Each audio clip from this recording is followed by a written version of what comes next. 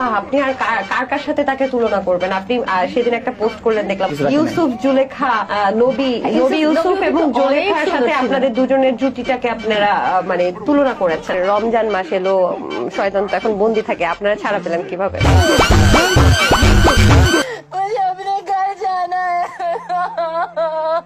এর আগে যখন আমরা বসেছিলাম আমি আল্লাহ আপু, তখন বলেছিল যে কখনো আর মামুনকে আমার জীবনে আমি স্পেস দিব না।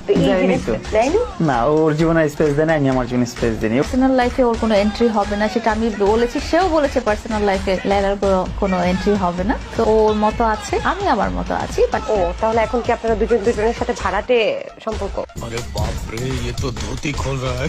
দুজনের সাথে কোলাবোরেশন পার্টনার। তো ওয়ান কাইন্ড অফ বাংলায় ভাড়াটেই বলে। আবার ঘুষি করবেন নাকি? ও বড় হয়ে গেছে। বড় হয়ে গেছে? পেলে তো আপনি বড় করে গেছেন। 1 বছর আমি ছিলাম না, 1 বছর নিজেই বড় হয়েছে। একদিনেই বুঝে গেলেন? মাত্র কালকে মিল হলো? 1 বছরে অনেকটা বড় হয়ে গেছে। অনেক বড় হয়ে গেছে।